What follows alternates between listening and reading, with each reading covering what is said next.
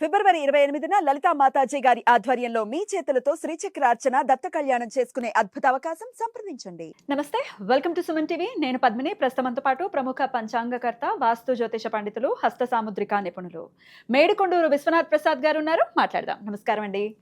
ఓం మాతాపితృ గురుభ్యో నమః. నమస్కారం. సార్, లలితా సహస్రనామంలో కదంబ వనవాసిని అనే నామం కూడా వస్తుంది. కదంబ వృక్ష దగ్గర అమ్మవారు నివసిస్తారు, లేకపోతే ఆ పువ్వులు అమ్మవారికి ప్రియమైనవి అన్న అర్థం వచ్చేటటువంటి నామం. అసలు ఈ కదంబ వృక్షం వైశిష్ట్యం ఒకసారి తెలుసుకోవాలని అనుకుంటున్నాను. కదంబ వృక్షం అన్ని వృక్షాల్లానే వచ్చేటటువంటి వృక్షమా, లేకపోతే దానికి ఏమైనా ప్రత్యేకత ఉందా? అయితే త్రిపురాంతక క్షేత్రంలోనే కదంబ వృక్షాలు ఉంటాయి అనేది కూడా కొంతమంది చెప్తూ ఉంటారు. నిజాలు ఏమిటి? కదంబ వృక్ష వైశిష్ట్యాన్ని ఒక్కసారి మీ ద్వారా సార్. మీ ఇంట్లో కదంబ వృక్షం ఉంది బై ది వే. సో చాలా పువ్వులు చాలా బాగుంటాయి కదా, చెప్పండి సార్. తప్పకుండా చెప్తానండి. నేను చిన్నప్పటి నుంచి పెరిగిన వాతావరణం, పెరిగిన ప్రాంతం త్రిపురాంతకం. త్రిపురాంతకంలో అక్కడ ఉన్న దేవాలయాలు, పైన కొండ మీద ఉన్న శివాలయం, కొండ కింద చెరువులో ఉండే అమ్మవారి ఆలయం, వీటిని సందర్శిస్తూ వీటి గురించి తెలుసుకుంటూ నా బాల్యం అంతా గడిచింది. ఎన్నో కొత్త విషయాలు, తాంత్రిక సంబంధించి కావచ్చు, లేదా నిగూఢంగా ఉన్న వేద పరిజ్ఞానానికి సంబంధించిన విషయాలు త్రిపురాంతకంలో ఉండగానే నాకు తెలుసుకోవడానికి అవకాశం ఏర్పడింది. ముఖ్యంగా త్రిపురాంతకంలో ఉన్న శాసనాల ద్వారా, వీటి ద్వారా. లలితా సహస్రనామావళిలో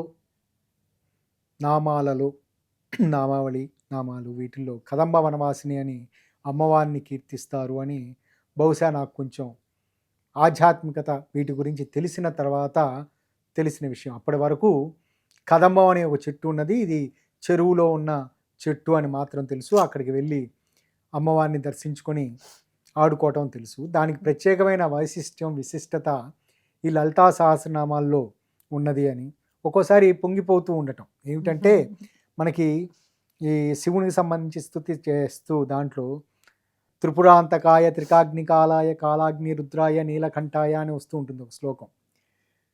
ఇది బహుశా ఈ శ్లోకం బయట ఎక్కడ వింటున్నా, ఆఖరికి తమిళ సినిమా చూస్తూ ఉన్నా తమిళ్లో ఇది వస్తుంది, ఓ త్రిపురాంతకాయ అని వచ్చింది అంటంతో అదొక ఆనందం అనమాట.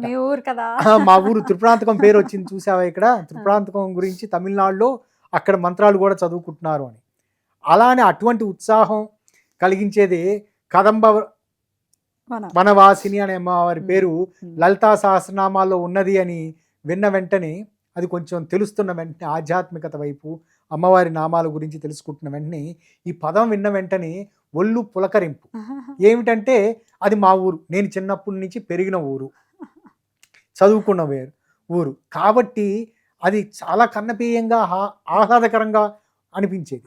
ఆ క్రమంలో దాని తర్వాత అర్థం చేసుకున్న విషయం ఏమిటంటే, ఏమిటి అంటే ఇదంతా తెలుసుకున్న తర్వాత ఎక్కడికి వెళ్ళినా శివునికి సంబంధించిన నామాలు స్తుతి చేసే సందర్భంలో ఇదే మంత్రాన్ని ఉపయోగిస్తూ ఉంటారు.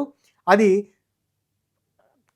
తమిళనాడులోని మారుమూల ప్రాంతమైన, కాశ్మీర్లోని చాలా మారుమూల ప్రాంతమైన ఇదే శ్లోకం ఎలా ఉంటుందో అలానే కదంబ వనవాసిని అనే పేరు అమ్మవారికి స్థిరంగా ఉంటుంది.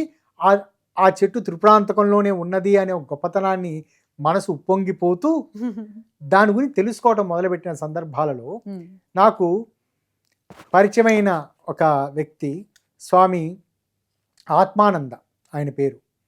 ఆయన చాలా త్రిపురాంతకంలోనే నాకు పరిచయం. ఆయన కాశీలో ఉండేవారట. అప్పుడు ఆయనతోటి, సార్ ఇదంతా కదంబ వనవాసిని అని అమ్మవారిని అంటూ ఉంటారు, దీని గురించి ఏదైనా చెప్పండి అని ఆయన విసిగించేవాడిని.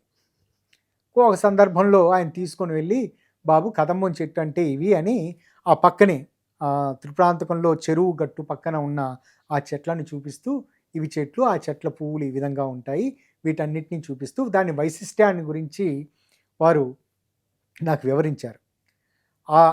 అందులో ఆ విశిష్టత ఏమిటంటే, ఒకటి మృత సంజీవినికి సంబంధించిన, మృత సంజీవిని అనే విద్య అనేది మనం చూస్తూ ఉంటాం కదా, ఆ విద్యకు సంబంధించిన మూలాలు, దానికి సంబంధించి కదంబం చెట్టు వేర్ల నుంచి తీసే రసాయనాల ద్వారా, దాని నుంచి వచ్చే రసాయనాల ద్వారా సిద్ధ ఆయుర్వేద వైద్యంలో తీవ్రమైన మూర్ఛరోగి ఉన్న వాళ్ళకి, లేదా అపస్మారక స్థితిలో ఉన్నవారికి, లేదా మన ప్రస్తుత పరిస్థితుల్లో మనం దీని మీద వెంటిలేటర్ మీద ఉన్న వ్యక్తులు, ఇలాంటి వ్యక్తులకు ఆ మూలికతోటి చేసిన రసాయనాన్ని అది చూసిన దాన్ని వాసన చూపిస్తే వెంటనే కోలుకుంటారు అని దాని గురించి చెప్పారు. దాని తర్వాత వారు అట్లా ఆ విధంగా చెప్పిన తర్వాత మద్రాస్ కన్నమేరా లైబ్రరీలో దాని గురించి ప్రత్యేకంగా చదవటానికి ప్రయత్నం చేసినప్పుడు దాంట్లో సిద్ధ వైద్య విధానం అనేది ఒక ప్రత్యేకంగా ఉంది. త్రిపురాంతకంలో కానీ అందులో త్రిపురాంతక క్షేత్రం గురించి రాస్తూ అక్కడ త్రిపురాంతక క్షేత్రంలో ఉండే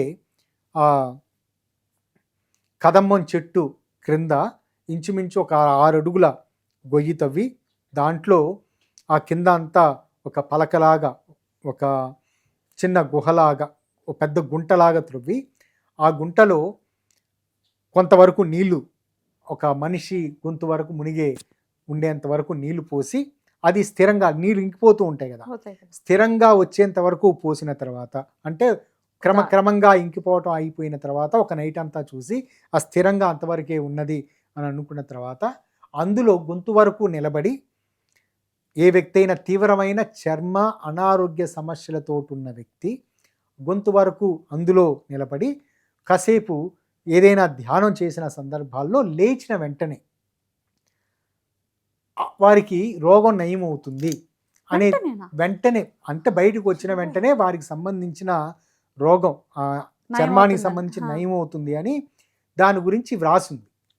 సో ఇది ఎప్పుడైతే ఆ కన్నమేరా లైబ్రరీలో తాళపత్ర గ్రంథాలకు సంబంధించి ఇది చదివానో అక్కడ దాని గురించి తెలుసుకోవటానికని ప్రయత్నం చేస్తున్న సందర్భాలలో దాంట్లో పాపాగ్ని, అక్కడ త్రిపురాంతక క్షేత్రంలో అక్కడ ఉండే చెరువు ఇదంతా ఉంటుంది కదా, అంతర్లీనంగా ప్రవహించే నీరు దాన్ని పాపాగ్ని కుండము అంటారట.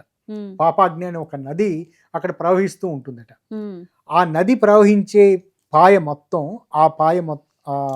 పాయ మొత్తం వైపున, ఆ పై వైపున ఈ కదంబ చెట్లు మొలిచి ఉన్నాయట. అమ్మవారు ఆ ప్రాంతంలోనే అక్కడే సంచరిస్తూ ఉంటారు కాబట్టి దివ్య శక్తులన్నీ అక్కడే ఉంటాయి. కాబట్టి పాపాగ్ని నీరు మన లోపలికి నీళ్లు గొంతు వరకు తడిచే విధంగా ఉండటానికి నీళ్లు పెట్టినప్పుడు పాపాగ్ని నీరు కూడా అందులోకి చేరుతుంది అనేది దాంట్లో దాని తర్వాత త్రిపురాంతక దేవాలయ శాసనాలు అనే పుస్తకంలో కూడా దాన్ని చదివిన తర్వాత ఇదంతా తెలుసుకున్న తర్వాత దీని గురించి పూర్తిగా తెలుసుకుందామని మరలా త్రిపురాంతకం చేరుకున్న తర్వాత త్రిపురాంతకంలో మరలా ప్రముఖులను కొంతమందిని చెప్పిన తర్వాత అందులో ప్రముఖంగా అప్పుడు పూర్వకాలం వాళ్ళ వంశీకులు పాలుట్ల వెంకట నరసింహయ్య గారు అని అంటారు. వారు అక్కడ ఆ ప్రాంతంలో చాలా గొప్ప వ్యక్తి. వారికి తరానికి సంబంధించిన వారు, బహుశా వారికి బంధువర్గానికి సంబంధించిన వారు కూడా దాంట్లో చాలా మంచి తంత్రశాస్త్రంలో చాలా ప్రవేశం ఉన్న వ్యక్తి. వారితోటి ఈ విషయం గురించి చర్చించిన తర్వాత ఇంకా ఆసక్తికరమైన విషయాలు చెప్పారు. ముందు చెప్పినట్లుగా మృత సంజీవిని అనే తత్వానికి సంబంధించి అది రావటానికి, ఆ మృత సంజీవిని అనేది పొందటానికి అవసరమైనది ఈ వేర్లు, కదంబం వేర్లు అని, అన్ని రకాల చర్మ రోగాలకు సంబంధించి పోవటానికి పాపాగ్ని అనే ఆ నది పాయకు సంబంధించిన నీరు, దాంతో ఆ ప్రాంతంలో వారు గొంతు వరకు ఆ విధంగా కూర్చోవటం అనేది.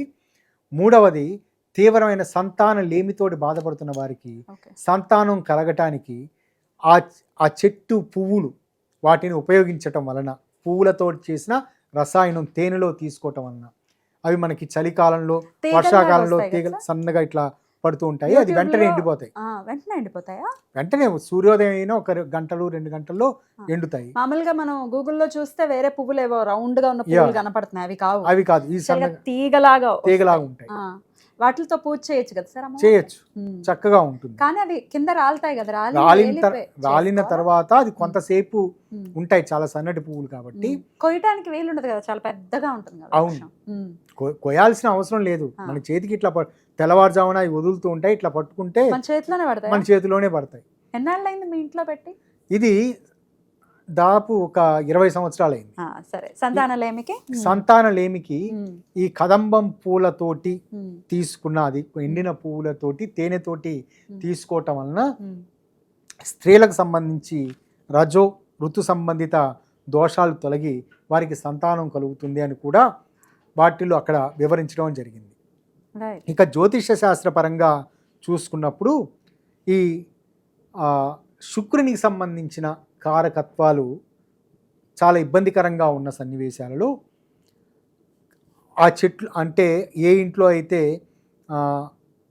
వాస్తుకు సంబంధించి కానీ లేదా ఆ ఇంటి యజమానికి శుక్ర సంబంధిత దోషాలు లేదా మిగతా వాళ్ళందరికీ శుక్ర సంబంధిత ఏదైనా దోషాలు ఉన్న సన్నివేశాలలో ఆ ఇంట్లో కదమ్మం చెట్టుని నాటి ఉంచుకున్నట్లయితే వారికి ఈ దోషాలన్నీ నివృత్తి అవుతాయి అని తెలిసింది. కాబట్టి మా ఇంట్లో కూడా నేను కదమ్మం చెట్టుని పెంచుకోవాలని ప్రయత్నం చేశాను. కానీ దాని గురించి 2-3 పర్యాయాలు కదమ్మం చెట్లు త్రిప్రాంతకం నుంచి తెచ్చుకొని ప్రయత్నం దాన్ని పెట్టి చేసినప్పటికీ అవి బ్రతకలేదు.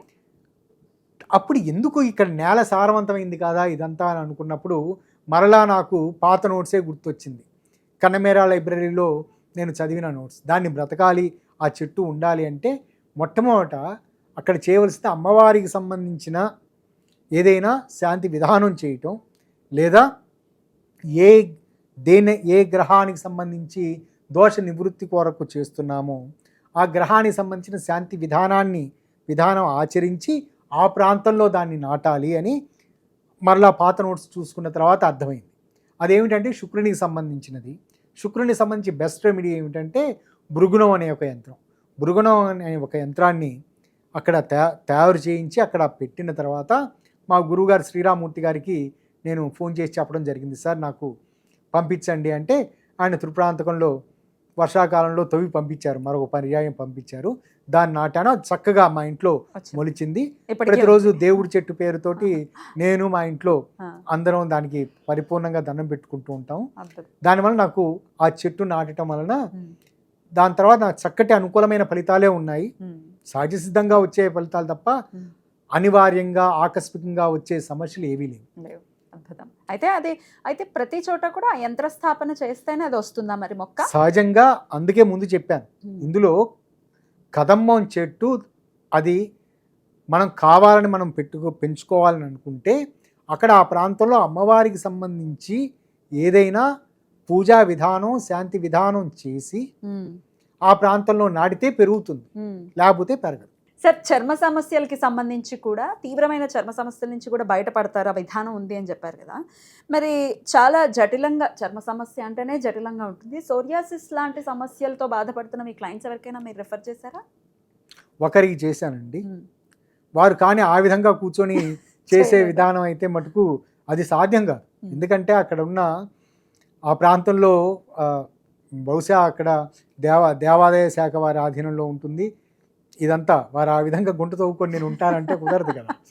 అందుకని యోగయ్య గారు అని ఒక ప్రముఖ సిద్ధ వైద్యులకి చెప్పి వారికి ఆ విధంగా ఇటువంటి రెమెడీ అని చెప్పిన తర్వాత వారు కదమ్మం వేళ్లతోటి అక్కడ ఆ చెట్టు అంతా పాపాగ్ని అనే ఒక నది పైన ఇది పుడుతుంది అని చెప్పాను కదా, ఆ విధంగా వ్రాసి ఉంది అని. ఆ పాపాగ్ని నీరుని తీసుకుని వారు ఆ యోగయ్య గారు వారికి ఒక ఆయింట్మెంట్ లాంటిది తయారు చేసి లేపనం తయారు చేసి ఇవ్వటం జరిగింది. దాదాపు వారికి క్యూర్ అవ్వటం అంటే వారు వెళ్ళినప్పుడు తీవ్రంగా ఉన్న దురదలు సమస్యలు అటువంటివి ఏమీ లేవు. ఎక్కడో కాలి బొట్టన వేలికి కొంచెం ఉన్నట్లు ఉందంటే తగ్గింది, స్టాపేజ్ అయిపోయింది అక్కడ. కాబట్టి వారు కదంబానికి సంబంధించి వారు చేశారు. కానీ దానికి ఇన్స్పిరేషన్ ఏమిటంటే అక్కడ ఆ ప్రాంతంలో పాపాగ్ని నీరు రావాలి, కదంబం సంబంధించిన వేర్లు అందులో కలవాలి. ఈ కాన్సెప్ట్ చెప్పిన తర్వాత యోగయ్య గారు వారికి తెలిసిన సిద్ధ విధానంలో దీన్ని అప్లై చేసి వారు క్యూర్ చేశారు.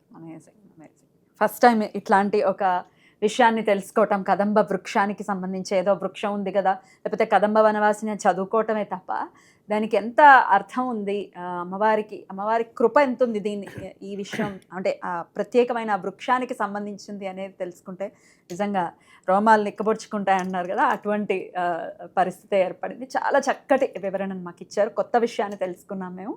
కృతజ్ఞతలు సార్. నమస్తే. నమస్కారం.